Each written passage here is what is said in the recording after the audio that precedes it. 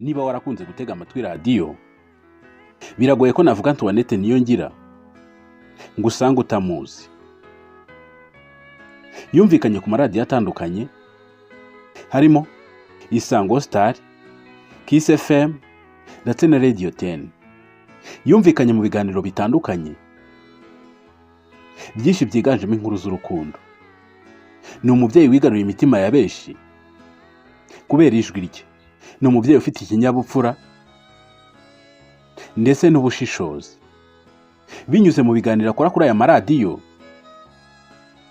yakunze kujya asobanura indirimbo ndetse na filime zakunzwe na benshi, zakunzwe bitagira akagero. Ibi byanteye gucukumbura, nshakisha amateka ye. Ukimara kumva ibi, wakwibaza utubundi ni muntu ki? Amateka ye ni ayahe? Uretse ibivuze haruguru, ni iki kindi umuziho? Ushobora kuba wibaza akazi akora nyuma y'itangazamakuru akora. Ushobora kuba wibaza niba akiri umukobwa cyangwa se yubatse. Nta handi hizewe ho kubyumvira uretse hano kuri Murika TV Show. Nitwa Gerard Uwizerimana, nguhaye ikaze. Ikaze nanone nkugezeho ibidasanzwe utigeze wumva kuri uyu mubyeyi. Utigeze wumva kuri uyu mubyeyi umaze kwigarurira imitima ya benshi hano mu Rwanda ndetse no hanze yarwo. Amazina ye yitwa Antoinette Niyongira. Ni umunyarwandakazi umaze igihe kinini mu itangazamakuru. Umwuga wamuhiriye bitewe n'ijwi rye ryahogoje benshi. Ni umugore muremure ushinguye w'inzobe, uhorana akamwenyu kazira imbereka. Iyo ufunguye radiyo ukumva niwe uriho, nta gushidikanya ntiwakwifuza kuyifunga. Ni umunyamakuru ufite ijwi riryohera buri wese uryumvise. Yumvikanye cyane mu biganiro harimo ikijyanye no guhuza abakunzi ndetse n'ibindi bitandukanye byaryoheye abantu. Antoinette Niyongira yavukiye mu karere ka Kamonyi. Akaba avuka mu muryango w'abana 4. Niyongira we n'abavandimwe be bakuze barerwa na mama wabo. Ubwo papa we yaramaze kwitaba Imana mu mwaka w'1994 azize jenoside yakorewe Abatutsi. Amashuri abanza yatangiriye mu karere ka Kamonyi, ayasoreza mu mujyi wa Kigali.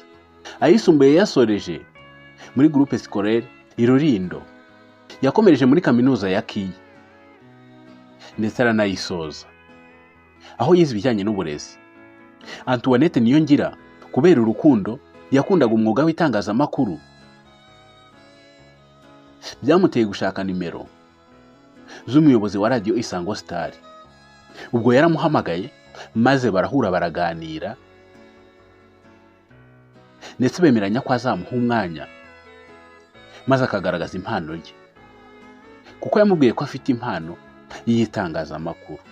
Ubwo umuyobozi wa radio Isango Star ari we Jean Lambert Gatare yaramwemereye maze amuha ayo mahirwe. Nyuma gato yaje kujya kuri radio Isango Star maze atangiye kuvuga, abantu bose baramukunda ndetse baramukunda cyane. Antoinette Niyongira yatangiye yimenyereza umwuga ndetse akomerezaho n'akazi. Ubwo yatangiriye mu kiganiro yakoraga afatanyije na Sandrine Sheja. Antoinette Niyongira nyuma y'imyaka 4 akora ku Isango Star yaje kwerekeza kuri Radio 10, aho nyuma y'umwaka umwe yahavuye akerekeza kuri Kiss FM mu mwaka wa 2015. 2015 ni nawo umwaka yakozeho ubukwe. Avuga ko ari umwaka wamuhiriye cyane ndetse yakunze cyane, ngo ni umwaka mwiza kuri we. Antoinette Niyongira nyuma yaje kwiga itangazamakuru ndetse ahabwa n'impamyabumenyi y'ibijyanye n'itangazamakuru. Antoinette Niyongira yasezeranye imbere y'Imana, yambikana impeta n'umugabo we w'igikundiro Kigenza Aimé Patrick. Bari bamaze imyaka 4 bakundana. Gusezerana imbere y'Imana byabaye ku wa 28 Ugushyingo muri uwo mwaka wa 2015. Antoinette Niyongira akaba yaribarutse abana babiri ndetse akaba ari bafite ubu. Antoinette Niyongira uretse kuba ari umunyamakuru ufite igikundiro, w'umuhanga, ubikora neza, hari ikindi azi cyane. Burya ni n'umutetsi.